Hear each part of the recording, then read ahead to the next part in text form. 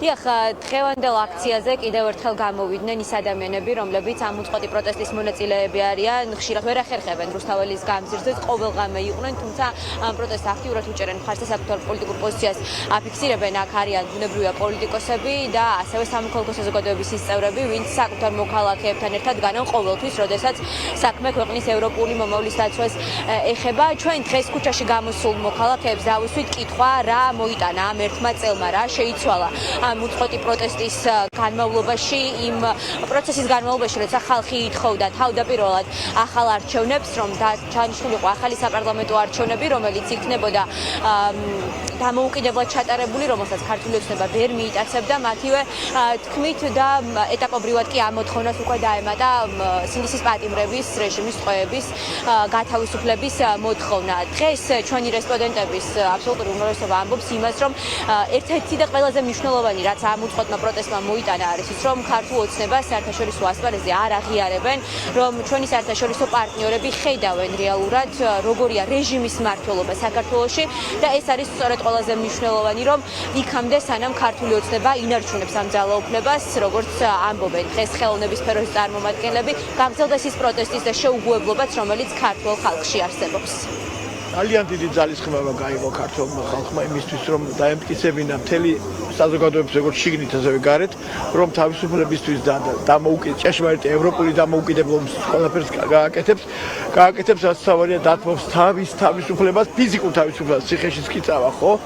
წლების განმავლობაში შეიძლება ჩაძდეს კიდევ, იმიტომ რეალურად დღევანდელი ეგრეთ წოდებული ხელისუფლება პირდაპირ რუსული პროექტია, კონცეფციის რეალურობა არის, რომ შიშზე აგვიყვანონ, ვერ აიყვანენ ქართველებს. ჩვენ არც ბელარუსები ვართ, არც რუსები და მithomit ჩრდილოეთ კორეელები არა ვართ რა, საქართველოს ვერ დააჩიმორებთ.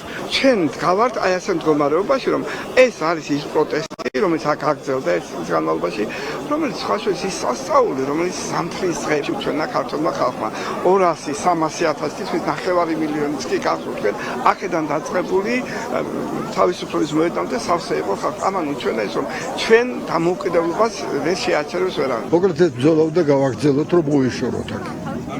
იმიტომ რომ მიათრებს რაღაც სიბნელეში ჩვენს ქვეყანას. მე მაინც იმედი მაქვს, რომ გავიმარჯვებთ. იცის რა ბოლო აქვს ხოლმე მაგისთანა დიქტატორებს. ვახანგრძლივებთ რეზისტენციის პერიოდს, მიუხედავად აი ამ მართლაც დრაკონული კანონებისა და რაც მთავარია, ეს თვითმარქვია ხელისუფლება მოექცა ამის შედეგად სრულ იზოლაციაში დასავლეთის მხრიდან. ხო, დასავლეთი რომ არ აღიარებს, რომ არის ესე მარგინალიზირებული სრულიად ოცნება, ეს არის რასაკვირველია პროტესტის დიდწილად დამსახურება.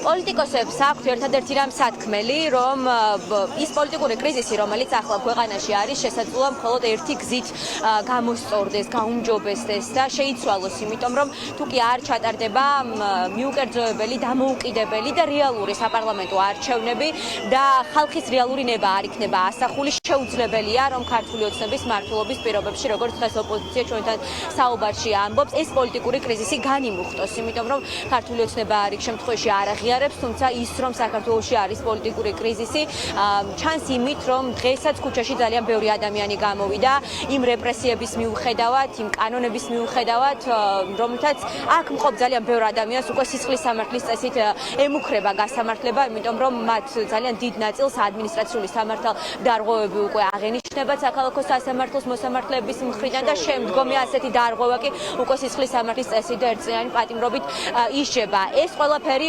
ოპოზიციონერი პოლიტიკოსებისთვის არის იმის ნათელი მაგალითი, რომ ხალხი ვერ შეაშინეს და ასევე არის იმის ნათელი მაგალითი, რომ სანამ რეჟიმის ტყვეები არ იქნებიან თავისუფალი, რუსთაველის პროტესტი ისევ ძალაში და აქტიური იქნება. მივიღეთ სრული ევროპული იზოლაცია. სრული ჯერ არა, მაგრამ მაგისკენ მივდივარ და რუსეთთან დაახლოვება და რუსეთთან ჩვენ მტერთან, ოკუპანტთან დაახლოვება.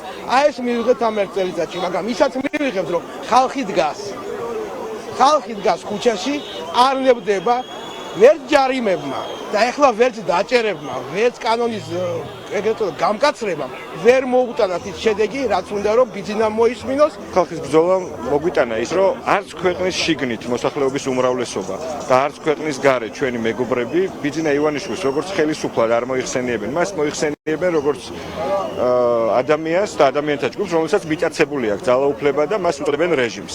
ჩვენ კარგად ვაცნობიერებთ იმას, რომ ჯერ კიდევ წარმოუდგენელი შესაძლებლობები აქვს ჩვენს ქვეყანას გახსნილი და არავის მივცემთ უფლებას ჩვენ შვილებს მოპაროს მომავალი. ამიტომ ეს ბრძოლა გაგრძელდება და აუცილებლად დასრულდება ჩვენი ქართული ხალხის გამარჯვებით. პოლიტიკური კრიზისი დასრულდება მხოლოდ მაშინ, როცა ივანიშვილი და მისი პოლიტიკური არაროების გარემოცვა შეეგუება იმას, რომ ძალაუფლება უნდა დათმოს და საზოგადოების ნებას დაემორჩილოს. და ამ ამოცანის მიღწევა სჭირდება პროტესტის გაგრძელება, გაფართოება და დღევანდელი აქციას და ყველა საპროტესტო აქცია ემსახურება მხოლოდ და სწორედ ამ მიზანს.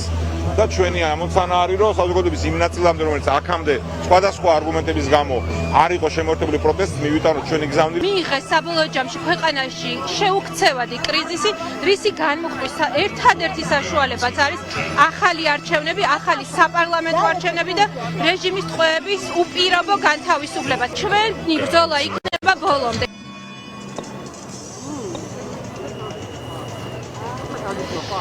რუსთაველის გამზირისკენ მიემართებიან აქ მყოფი აქციის მონაწილეები, აი ოპერატორს თქვა რომ ახლა კარტში გაჩვენოთ დროშებით, ფერადი ბოლებით, როგორ სკანდირებენ აქციის მონაწილეები ბოლომდე. პრინციპში ეს არის დღევანდელი აქციის სახელიც და მთავარი გზავნილიც, რომ პროტესტი გაგრძელდება ბოლომდე.